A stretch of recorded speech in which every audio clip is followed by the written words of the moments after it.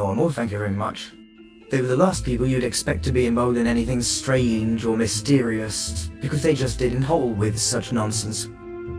Mr. Dursley was the director of a firm called Grannings, which made drools. He was a big, beefy man with hardly any neck, although he did have a very large moustache.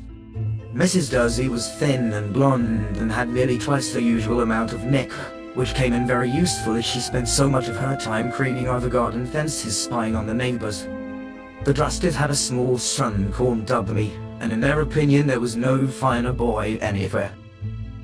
The Drustys had everything they wanted, but they also had a secret, and their greatest fear was that somebody would discover it. They didn't think they could bear it if anyone found out about the Potters.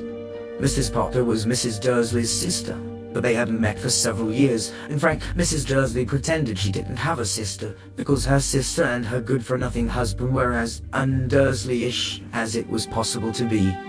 The Dursleys shuddered to think what the neighbours would say if the Potters arrived in the street. The Dursleys knew that the Potters had a small son too, but they had never even seen him. This boy was another good reason for keeping the Potters away. He didn't want Dudley mixing with a child like that. When Mr. and Mrs. Dursley woke up on the dull grey Tuesday our story starts, there was nothing about the cloudy sky outside to suggest the strange and mysterious things which would be happening all over the country. Mr. Dursley hummed as he picked out his most boring tie from work, and Mrs. Dursley gossiped away happily as she wrestled a screaming Dudley into his high chair. And out of them noticed a large, tawny owl flapping past the window. At 8:30, Mr. Dursley picked up his briefcase, pecked Mrs. Dursley on the cheek, and tried to kiss Dudley goodbye, but missed, because Dudley was now having a tantrum and throwing his cereal at the walls. "Little tyke," chortled Mr. Dursley as he left the house, and got into his car and backed out of number 4's drive. It was on the corner of the street that he noticed the first sign of something peculiar. A cat. Reading a map.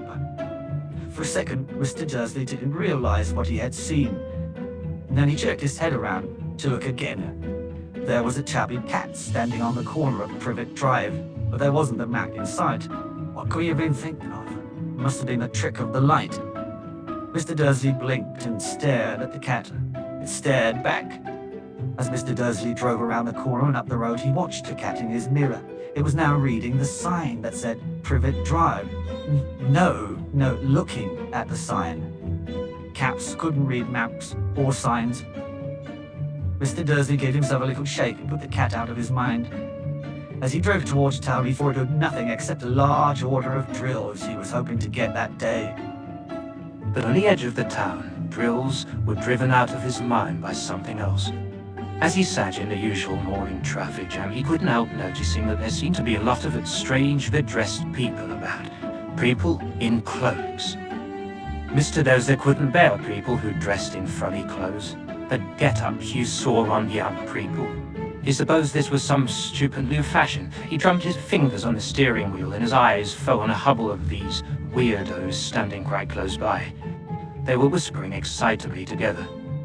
Mr. Dursley was enraged to see that a couple of them weren't young at all. Why, that man had to be older than he was, and wearing an emerald green cloak. The nerve of him. But then it struck Mr. Dursley that this was probably some silly stunt, for these people were obviously collecting for something. Yes, that would be it. The traffic moved on, and a few minutes later, Mr. Dursley arrived at the Grannings parking lot, his mind back on drills. Mr. Dursley always sat with his back to the window in his office on the 9th floor. If he hadn't, he might have found it harder to concentrate on drills that morning.